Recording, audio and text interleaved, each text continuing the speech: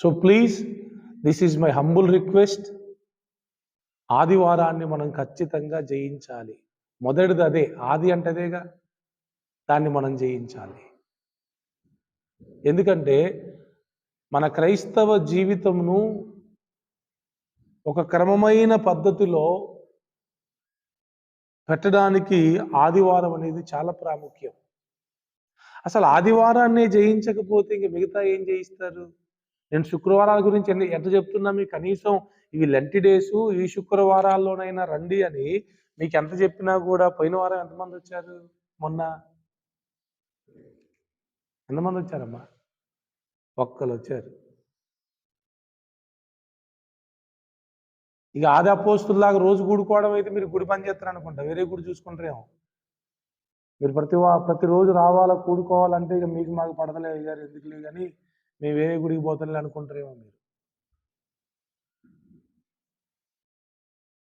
కానీ ఒకటి మాత్రం సత్యం, సంఘం గురించి కొన్ని మాటలు చెప్పమంటే, మొన్న పోయిన వారం హైదరాబాద్ వెళ్ళినప్పుడు నేను అక్కడ కాన్ఫరెన్స్లో మాట్లాడాను. నిన్న ఆ వీడియో మన ఛానల్లో అప్లోడ్ చేశాను నేను. అందులో చెప్పిన మొట్టమొదటి మాట ఏంటంటే, ఆది అపోస్తుల సంఘం లాగైతే నేటి సంఘం లేదు. ఆది అపోస్తుల్లో ఆది కాలములో ఉన్న విశ్వాసుల్లాగైతే విశ్వాసులు లేరు. ఆది సంఘములో ఉన్న సేవకుల్లాగా సేవకులు లేరు అని చెప్పాను నేను. ప్రభు చెప్పారు, అది చెప్పాను నేను. ఆ సంఘానికి ఈ సంఘానికి చాలా వ్యత్యాసం ఉంది. అసలు రివర్స్లో పోతా ఉంది ఇప్పుడున్న సంఘం. గుర్తుపెట్టుకోండి, మనం ఏదో కుదిరితే, వీలైతే, అవకాశం ఉంటే ఇట్లాంటి భక్తి పరలోకానికి తీసుకొని వెళ్ళదు. జక్కయ్య రక్షింపబడ్డానికి వీలు చూసుకొని వెళ్ళాడా, లేకపోతే వీలు చేసుకొని వెళ్ళాడా యేసుని చూడడానికి? వీలు చేసుకొని వెళ్ళాడు, కానీ వీలైతే వెళ్ళలేదు. ఆయన కుదిరితే వెళ్ళలేదు. ఆమె కూడా ఎవరు? స్వస్థత పొందిన ఆమె, రక్తస్రావం కలిగిన స్త్రీ కూడా ఇక కుదరట్లేదులే, ఎంతమంది ఉన్నారు, నాకు ఓపిక కూడా లేదు, నెక్స్ట్ డే చూసుకుందాం అనుకుంటే ఆమెకు స్వస్థత కలిగేది కాదు. లేదు, ఏదేమైనా ఈ రోజున ఆయన వస్త్రాన్ని నేను ముట్టాల్సిందే అనే కసి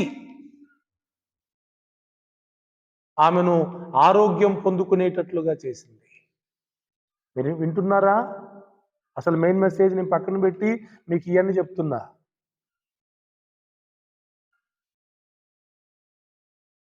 ఆ 38 ఏండ్ల నుంచి ఎవరైనా బెతస్దా కోనేరు దగ్గర పడి ఉన్నాడు, సాకులు చెప్తున్నాడు అంతే.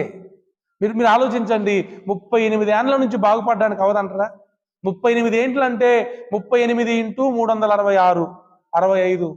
అన్ని రోజుల్లో ఒక్క రోజు కూడా ఆయనకు స్వస్థత కలగడానికి, అంటే ఆ దేవదూత వచ్చి కదిలించినప్పుడు అందులో దిగడానికి వీలు కాలేదంట. అది సరైన ఆన్సర్ అయినా?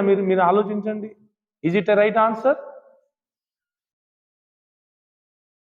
ఎంతో మంది తనకంటే వెనకొచ్చిన వాళ్ళు ఆయనే చెప్తున్నాడు మళ్ళీ, నాకంటే వెనకొచ్చిన వాళ్ళు వచ్చి బాగుపడిపోతున్నారండి, నన్ను దించే వాళ్ళు ఎవరు లేరు.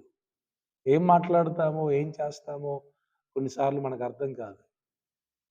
ప్లీజ్, నేనేమంటున్నానంటే, మందిరానికి రావడానికి వీలు చేసుకోవాలి. వీలు ఉండదు, ఖాళీ ఉండదు, అవకాశం ఉండదు, కుదరదు. కానీ ఏం చేయాలి? కుదిరించుకోవాలి అంతే. వీలు చేసుకోవాల్సిందే. అవకాశం మనం కల్పించుకోవాలండి. దేవుని కోసం కదా. ఇది దేవుని కోసమా, నా కోసమా? కొన్నిసార్లు నాకు భయం వేస్తూ ఉంటుంది, జనాలు నా కోసం వస్తున్నారేమో అని. దేవుని కోసం ఖచ్చితంగా మనం మన సమయాలను వీలు చేసుకోవాలి.